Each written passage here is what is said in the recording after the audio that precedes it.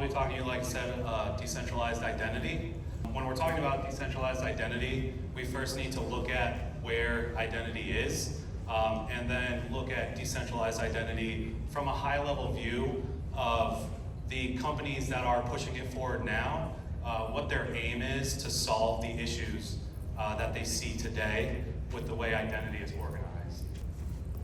So for anybody not really familiar with the identity access management space, right, we'll do a quick little preview of it.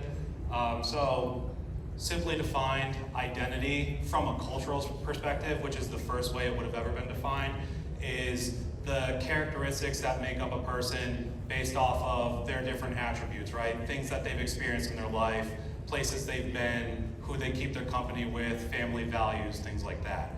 Now these attributes and characteristics can also change over time, just as a person's identity can change over time.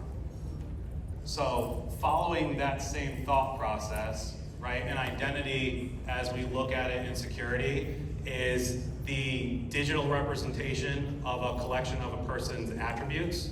That's going to be job, location, role. If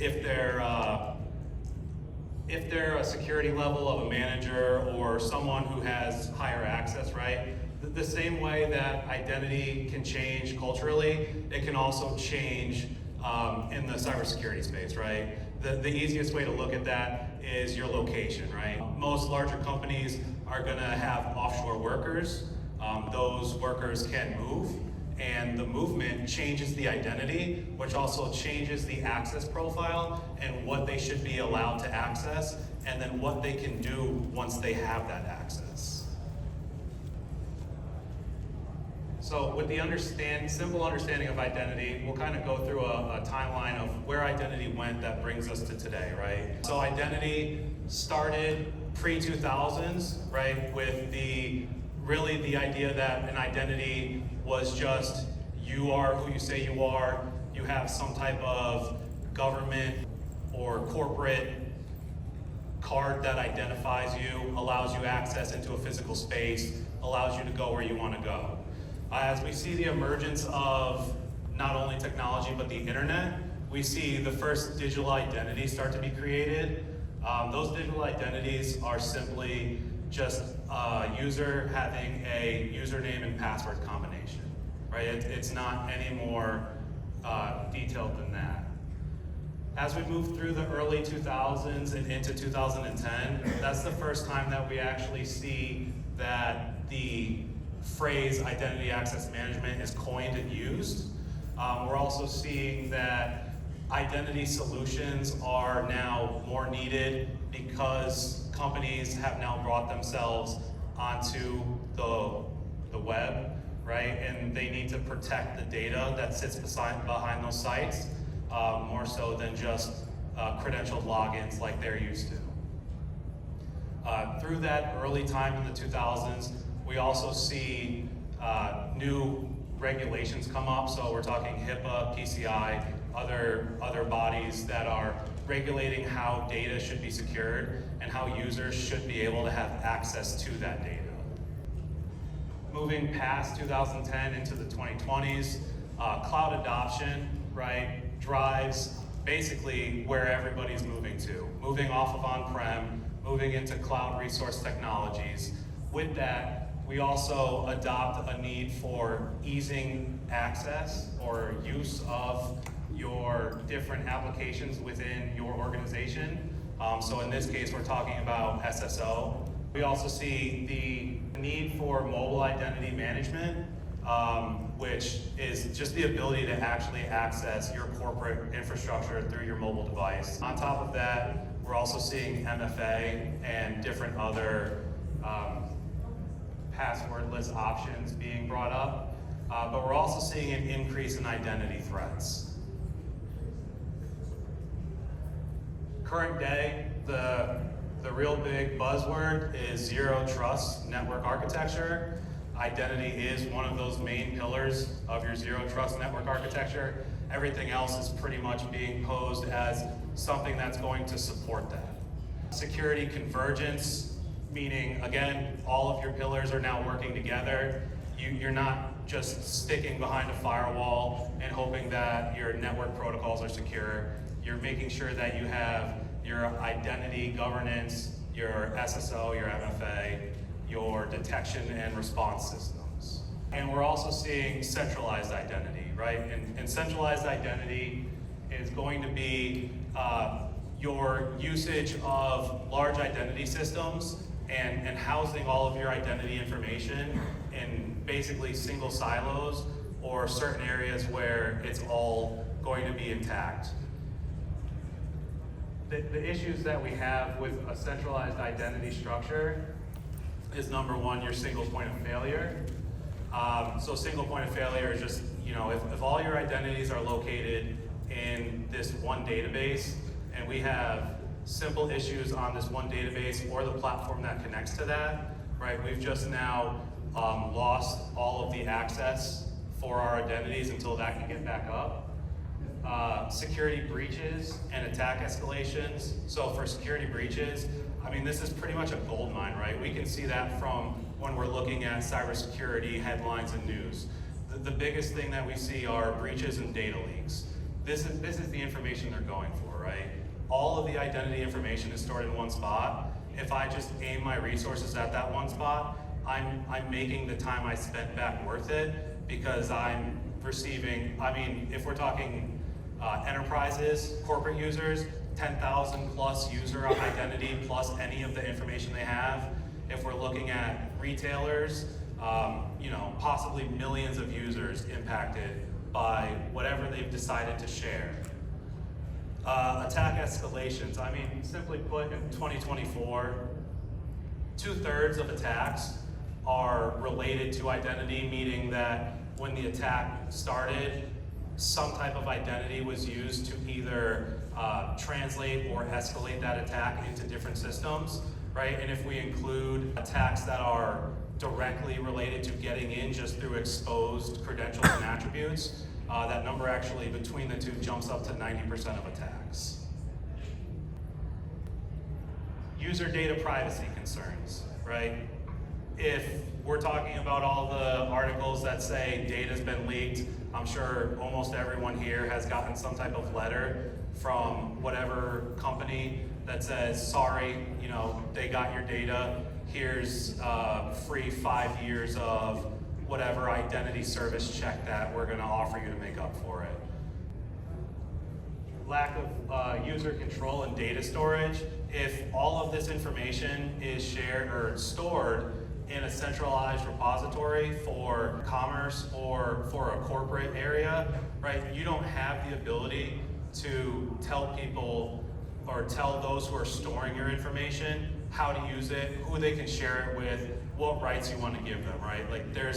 As soon as you provide that data, there's usually some type of end user agreement or subtext at the bottom of a web page that you've already submitted your data, your attributes, whatever it is, and now they have the right to share with third parties and do whatever they want to with that data. Cost. Regulatory compliance, the easiest way to look at this is it's hard to maintain that large of a database of identities without having issues, without audit findings, and without actually those audit findings coming to bear. Over $1 billion in 2023 was spent just because of missing proper regulatory compliance. Most of that by Facebook, actually, which again is a large data broker that you can't control that data once you put it there. Identity information sharing is what we've already been talking about, and using centralized identity structures is a very slow and expensive cost, right? So if we need to translate our identities to a new system, right, we're talking moving users through an acquisition or a merger. These are things that usually get planned in months and years types of increments and cost a large amount of money for the teams that have to process those. So where decentralized identity comes in is that it actually puts the control of the identity, control of the identity and the attributes and any identifiers for that identity back into the hands of the user. Digital IDs, so basically you get to control your attributes. So let's say we're working in a system where you have a profile that describes who you are, your locations, your job title, your descriptions, everything like that. You get to own those features, and you get to choose to share with companies what they need to specifically know to be able to validate who you are and provide you with the access that you're trying to get. Verifiable credentials. So I'll add that to blockchain and say it this way, right? Everybody kind of has seen the amount of crypto and popularity of blockchain technology that way, right? The idea here is really the same.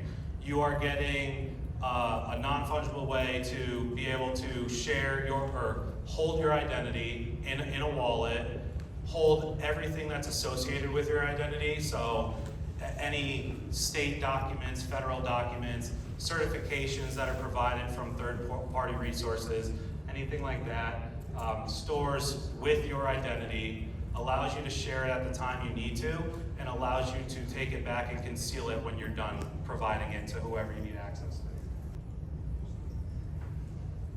So really where we're seeing benefits of decentralized identity, again, a lot of it is towards the individual, right? It's gonna require a buy-in from a corporate perspective, because what you're telling corporations is you need to give up your control of my data, right? And that's not something a lot want to do, because that's something that they are making their money off of. But for an individual, the concern is that you need to be able to protect your data. You need to be able to share it only when you need to. Once you're done sharing it, it doesn't get stored anywhere but on that blockchain that, again, you own and control who can see it. It reduces the threat of theft, right? So, I mean, simply put, today's world, I can spend whatever amount of time and get millions of user data, like I said earlier, right? So that same amount of time spent retrieving the data for one single user starts wiping away that cost factor that makes everything worth it. Accessibility and privacy. With decentralized identity, the only thing anyone would need to be able to basically own their own identity is a phone, any simple phone that could store, or if you really wanted to, a cold wallet, the same way you would crypto. As far as organizations are concerned, right, again, it's going to reduce the risk for them. They can still manage compliance and manage data that they house at a corporate level, but they're no longer responsible for the data of users. And when we think about it this way, we're not just thinking users within that corporation, we're also thinking customers, right? We're thinking websites that you have shopping profiles to, right? They no longer have to maintain that data. They can just give you the one-time ability to access, check out, do whatever you need to do, and then allow that data to pull back with you and reduce their attack surface as well. It's also seen in operation,